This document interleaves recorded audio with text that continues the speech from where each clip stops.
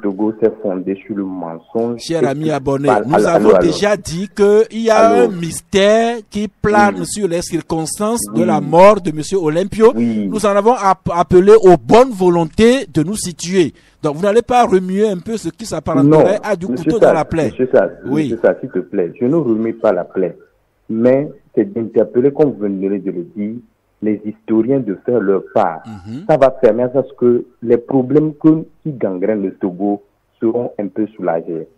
Deuxième chose que j'ai comme question, vous avez vu les prélats et les prêtres interpellent à ce que les choses se fassent dans l'ordre, dans la crédibilité, dans la transparence. Mais moi, je vais leur poser la question à savoir quels sont les garde-fous qu'ils mettent. Je donne un exemple type. Si Yap dit, demain, nous allons vous disperser de manière conventionnelle, ça voudra dire, demain à 6 heures, vous aurez les gendarmes avec leurs équipements. Lorsque eux, ils réclament que nous soyons responsables, que les gens fassent l'élection dans la transparence, quels sont les garde-fous qu'ils joignent à leurs idées et paroles? Merci. Merci. Oui, Lucien? Au sujet de l'histoire du Togo, nous les Togolais, il est temps pour que nous comprenions les choses. Moi, j'étais au collège lorsqu'on a tué Olympio. Et le jour où on a tué Olympio, c'est Bodiolé qui a parlé. Le comité insurrectionnel, Olympio et Adema était le deuxième secrétaire. Bon, après, de fil en aiguille, on nous dit que c'est Adema qui a tué Olympio.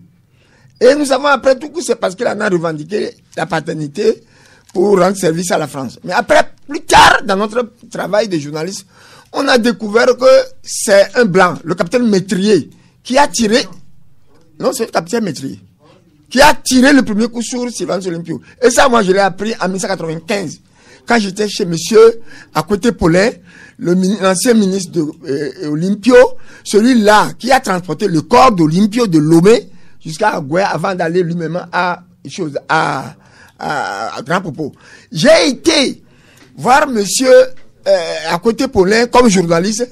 Lorsque ce monsieur avait 95 ans, j'étais allé avec un collaborateur qui s'appelle Daniel Barnab, qui est aujourd'hui directeur de la Société Générale. Donc l'histoire, comme il vient de le dire, c'est bien. Il faut que les historiens togolais aient le courage de restituer la vérité historique. Merci, c'est ce que nous souhaitons de tous nos voeux. Papa Sebiti, bonjour. Bonjour, mon directeur. Oui. Bonjour au doyen qui vient de parler. Oui. Bonjour. Son nom c'est monsieur Lucien Dossou-Mensan. Monsieur Lucien, bon. Ce qu'il a dit, aucun d'entre tous ceux qui vivent aujourd'hui là ne pourront vous dire la vérité, sauf le culte et le progrès. Mais ceux-là sont déjà partis. Heureusement que nous avons, comme monsieur Lucien là, c'est un mystère. Il vient d'appeler le nom de Beaujolais. Nous étions au cours complémentaire de Bassard. C'est le colonel Beaujolais qui s'est promené sur une Jeep là. Il est arrivé, il dépose son pied gauche sur la Jeep, les petites Jeep là des Blancs. Il dit, à l'heure où je vous parle, le président est mort. Et nous l'avons surnommé à l'heure où je vous parle. Donc c'est un mystère. Ceux-là sont partis. Les gens, même les historiens, ne pourront jamais vous dire la vérité, monsieur les choses. Deuxièmement, comme monsieur Kolani l'a dit, les ministres, le président de la République, c'est pour nous qu'ils sont là. Quand on les appelle, les députés, il ne faut pas qu'ils ferment leur cellulaire en vous disant, je vous rappelle après, nous sommes en réunion. Qu'est-ce que ça veut dire? Le président n'a qu'à faire mener une politique pour que ces ministres répondent dès qu'on les appelle. Merci beaucoup. Merci. Donc l'histoire de la mort de Sylvanus, paix à son âme, personne ne pourra vous dire la vérité. Parce que vous êtes des jeunes. L'historien à l'université, ils viendront prendre ça chez nous. Ils vous diront, est-ce que monsieur le grand professeur, est-ce qu'il connaît? Mais ils vont vous dire autre chose de quoi quand ils viennent. Merci beaucoup. Merci, mais nous les jeunes, nous avons besoin de connaître un peu la vérité sur l'histoire de notre pays. Barnabas, bonjour. Oui, bonjour mon frère, comment vous allez? Ça va bien chez nous. Bon, je voudrais intervenir par rapport à la candidature de M. Agbéomé. Bon, j'aimerais vous demander à vous les journalistes, tous ceux qui s'irritent contre cette candidature, qu'ils viennent chez vous, ayez l'occasion de leur demander qu'est-ce qu'ils proposent. Parce que tous ceux qui viennent tous ceux qui se faillent ici, ils ne proposent rien de faire. Qui est-ce qu'ils proposent eux? Si c'est eux-mêmes, ils n'ont qu'à le dire. Parce qu'ils sont en train de nous fatiguer, sincèrement. Merci. Ils nous fatiguent. Merci Barnabas. Didier Assogba. J'ai déjà fait cette observation la semaine dernière dans ce même studio sur cette candidature. Vous dites que c'est une candidature de rien du tout. Alors laissez la candidature de rien du tout faire son bonhomme de chemin. Et les gens s'attaquent à une candidature qui disent qu'il ne pourra rien obtenir. On se demande de quoi ont-ils peur, tous ceux qui gesticulent autour d'une candidature, des gens qui n'étaient même pas dans la dynamique de Kwadjo, qui ne veulent même pas répondre aux appels de Kwadjo, s'attaquent à cette candidature-là, alors on n'a rien compris.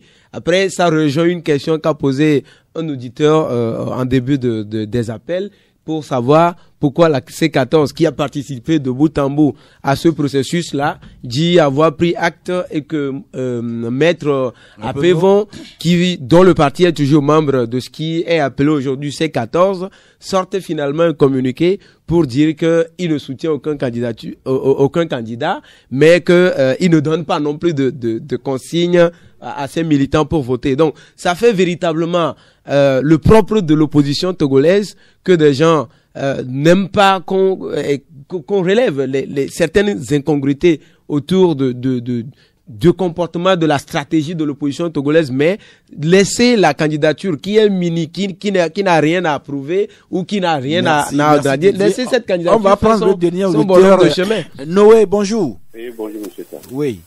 Je salue tout le plateau. Oui, nous saluons en retour. Oui, et moi je félicite Monseigneur Barika pour son message et je lui souhaite bon vent pour sa mission. Merci. Et maintenant je voulais intervenir sur le sujet des actions de l'armée dans certaines localités du pays. Action de les exactions qu'on constate ici de la part des forces de sécurité de défense. Oui. Moi je voulais dire d'abord, vous interpeller le ministre de la Sécurité. Je pense que ce qui se passe à Sokodé et à Basilo, ce ne sont pas les éléments de la police et de la gendarmerie. Or, ce sont ceux que le ministre de la Sécurité gère. Maintenant, quand on voit l'armée intervenir, ça c'est le domaine de la défense. Et là, il faut interpeller le chef suprême des armées, qui est le président de la République, candidat déclaré. Donc moi, je m'inquiète, s'il doit être réélu pour qu'on vive ces choses, ça serait dommage. Vous avez dit tout à l'heure qu'il y a les lois qui encadrent, qui régissent les manifestations. Que si ce n'est pas fait comme ça, il faut qu'on passe selon la loi. Maintenant, quand nous prenons aussi, après le chef suprême des armées, il y a le chef d'état-major. Là, on a fait un débat sur Canal FM là-bas, où on a cité dans la fête de Davier contre les forestiers. Il a envoyé les éléments. C'est pas légal, mais il l'a fait. Maintenant, quand nous voyons les forces de défense faire ça, or que c'est lui qui a la tête de l'état-major, on voit les militaires faire ça aux populations. Vous voyez qu'on ne peut pas douter de qui donne les ordres. Parce que lui-même, il avait fait à Davier. Son nom a été cité tout récemment. Vous voyez ça? Donc, le premier responsable, c'est le ministre de la Défense, le chef de l'État et le chef d'état-major. C'est eux. Le ministre de la Sécurité, il gère que la police et la gendarmerie. Merci pour vos contributions et vos riches apports à cette émission. On suspend aujourd'hui et on rebondit demain avec nos commentaires et vos contributions. Nous revenons aussi au studio. Uriel, vous tenez à faire une précision sur la polémique autour du marché de Niamtougou. Oui, je tiens fermement à faire une précision sur ce marché parce que généralement, vous allez constater que le marché n'est pas le seul. Les marchés qu'on a construits au Togo ici sans consulter la population bénéficiaire souffre aujourd'hui. Quand vous dépassez Tchévier, un peu Tchévier en allant, vous trouverez un marché abandonné au bord de la route là-bas. Avec les chèvres. Oui, quand vous montez dans les montagnes de Yatro, vous trouverez un marché très magnifique qui est construit comme ça, qui n'est pas habité. À Niamtougou, le cas actuel, je pense que carrément la population de la préfecture n'a pas été consultée sur le local à choisir pour construire ces marchés.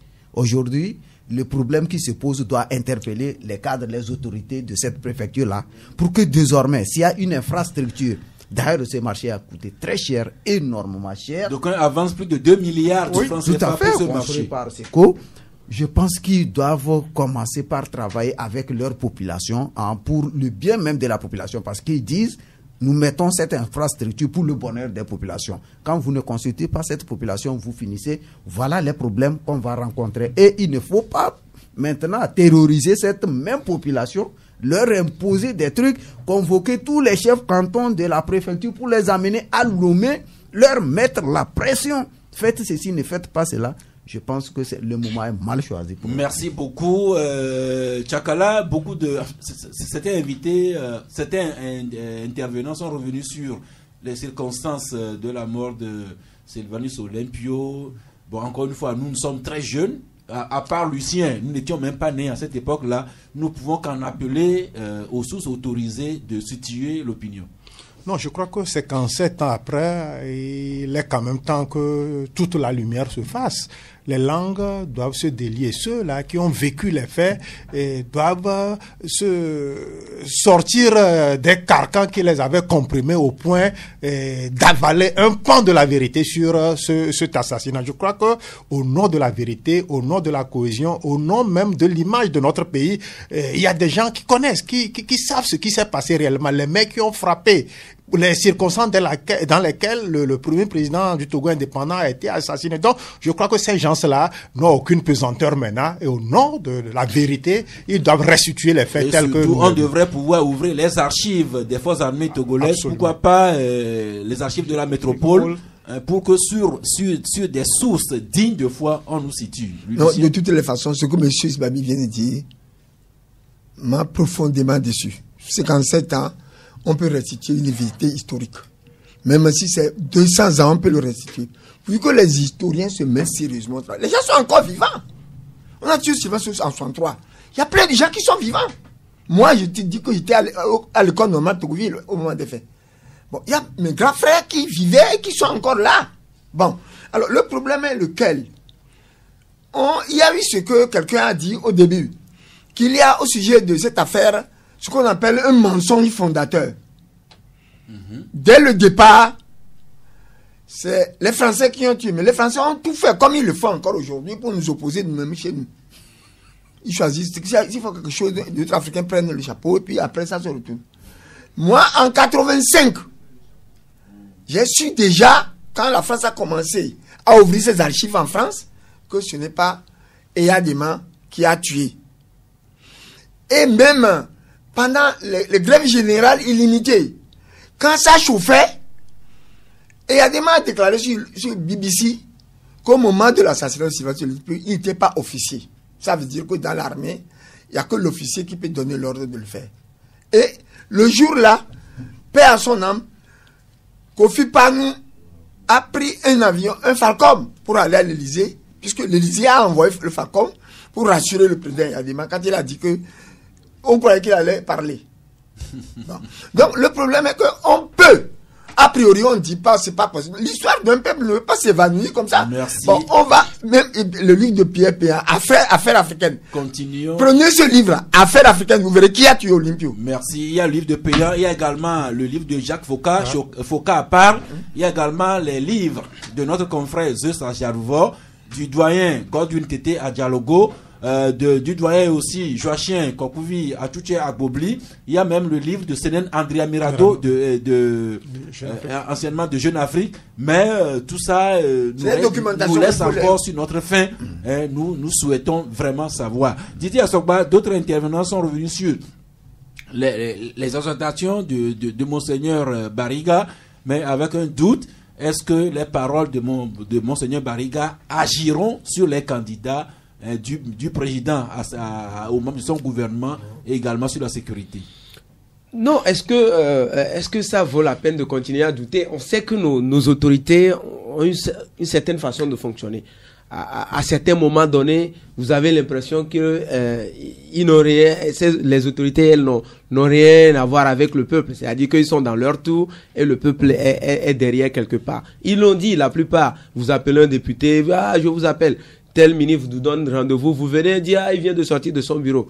Et certaines autorités, d'ailleurs, vous n'avez aucune chance de les voir tout au long de leur mandat. Mais aujourd'hui, comme Monseigneur l'a dit, il faut que chacun prenne conscience de ce que ils sont au service plutôt du peuple et non le contraire. Ce n'est pas au peuple de courir après eux. Et s'il y a nécessité que les citoyens cherchent à avoir telle et telle autorité pour tel service ou telle urgence, il va falloir que nos autorités se rendent disponibles pour les Togolais, les citoyens qui les gèrent. Ce que Monseigneur Bariga a dit, ce n'est pas une vérité révélée. C'est une vérité que nous savons, vivons tous les jours. Mais les hommes que nous sommes, est-ce que nous avons écouté même Dieu, notre Créateur? Ben, lui, il est dans son rôle.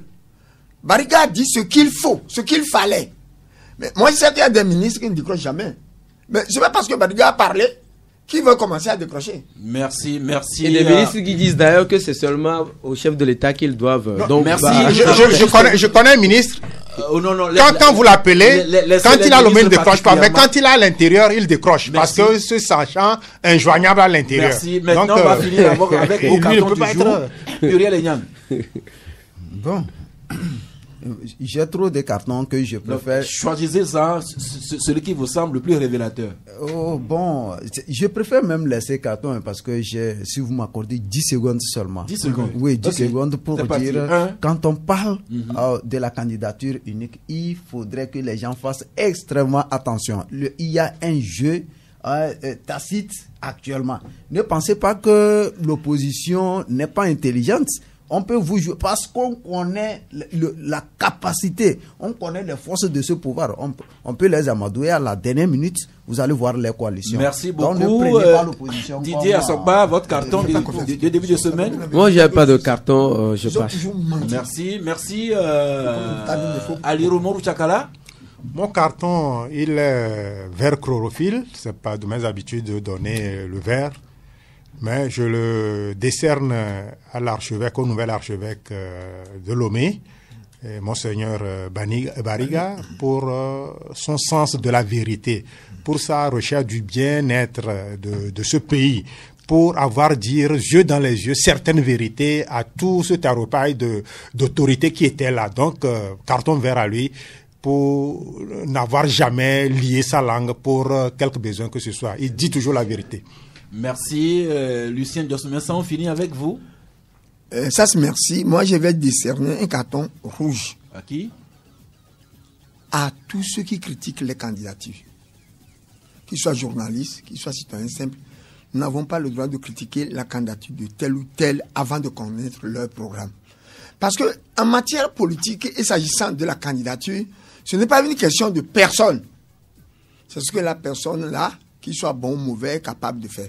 Donc si on veut critiquer les candidatures, il faut que nous puissions dire pourquoi. C'est pas parce qu'il y a Gbomé, un passé qui est lourd, pas parce que ceci a un passé brillant. C'est pas ça le problème. Donc carton rouge à ceux qui continuent à critiquer les candidatures. Regardons plutôt les programmes dont ces candidats sont porteurs. Voilà. Et puis le 22 février, chacun ira voter en son âme et conscience. C'est fini pour aujourd'hui. Rendez-vous demain mardi à 11h si Dieu le veut et Dieu le voudra bien.